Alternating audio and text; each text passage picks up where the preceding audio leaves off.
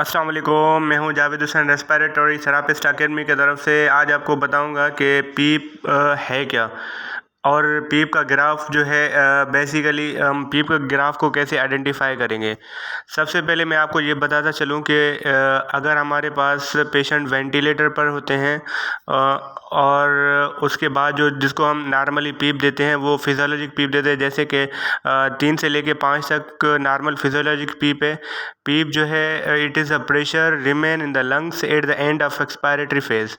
वो प्रेशर जो कि हमारे लंग्स में रहता है जब हम एक्सपायर करते हैं, तो पीप है बेसिकली। पीप को जो है हम सेंटीमीटर ऑफ वाटर में मेजर करते हैं। और इसके अलावा जो है अब आपको ये बताऊंगा कि ये पीप का ग्राफ जो है कैसे बनता है। ये आपके सामने जो है हॉरिजेंटल एक्सेस है, दूसरा वर्टिकल है। हॉरिजेंटल एक्सेस पे आपको टाइम शो हो रहा है और वर्टिकल एक्सेस पे प्रेशर शो हो रहा है। ये हॉरिजेंटल पे टाइम है और वर्टिकल पे प्रेशर का ग्राफ है। जो येलोइश का जो ग्राफ बन रहा है, येलोइश कलर का जो ग्राफ आपके सामने बन रहा है, वो जितना मैं पेशेंट को पीप दूंगा उतना ये ग्राफ जो है ऊपर नीचे जाएगा। जैसे फ़र्ज़ करें अगर मैंने ज़ीरो का पीप रखा है तो ये ग्राफ बिल्कुल बेसलाइन को टच करेगा, यानी इसकी जो लाइनिंग है वो बेसलाइन को टच करेंगी। इसमें बेसलाइन आपका जैसे 2, 4, 6, 8 और 10 के दरमियान है, इस बेसलाइन को टच करेगी हॉरिजॉन्टल एक्सिस पे।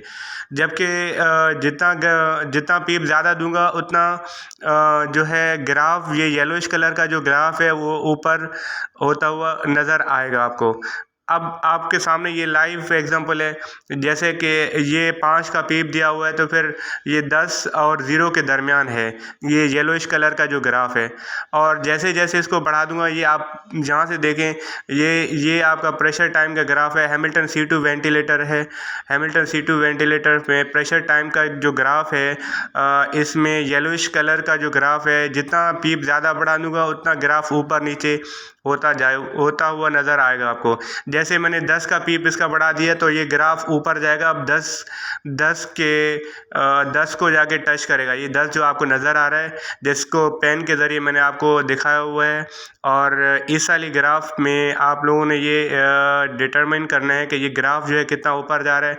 ये बेसिकली जितना मैं पीप मरीज़ को दे दूँगा उतना ये ग्राफ ऊपर होता हुआ नज़र आपको आएगा।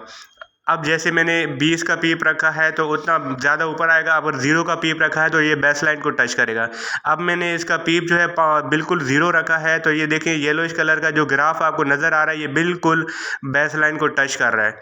जैसे ये बेसलाइन को टच करता हुआ ये कंटिन्यूसली ये बेसलाइन को टच करेगा जब तक मैं इसको 0 का पीप दूंगा। अच्छा, जैसे जैसे इसको पीप बढ़ाऊंगा तो ये ग्राफ जो है उतना ऊपर जाएगा। फ़र्ज़ करें अब मैंने 0 पे इसका पीप रखा है तो ये बेसलाइन को टच कर रहा है। अगर मैं 5 का पीप दूंगा तो ये 5 के लाइनिंग पे येलोइश का ग्राफ नज़र आएगा। और जैसे ही मैं 10 का पीप दूंगा तो ये 10 पे आपको ऊपर होते हुए नज़र आएगा। और यानी इसका मतलब ये है कि जितना मैं पीप बढ़ाता जाऊंगा और जितना मैं पीप बढ़ाऊंगा उतना ग्राफ आपको ऊपर आता हुआ नज़र आएगा। और जैसे ये देखें, अब दोबारा मैंने 5 का रखा है पीप तो 0 और 10 के दरमियान है। अगर 10 रखूँगा तो 10 के लाइनिंग पे येलोइश कलर का जो ग्राफ आपको नज़र आ रहा है, ये ऊपर होता हुआ नज़र आएगा आपको।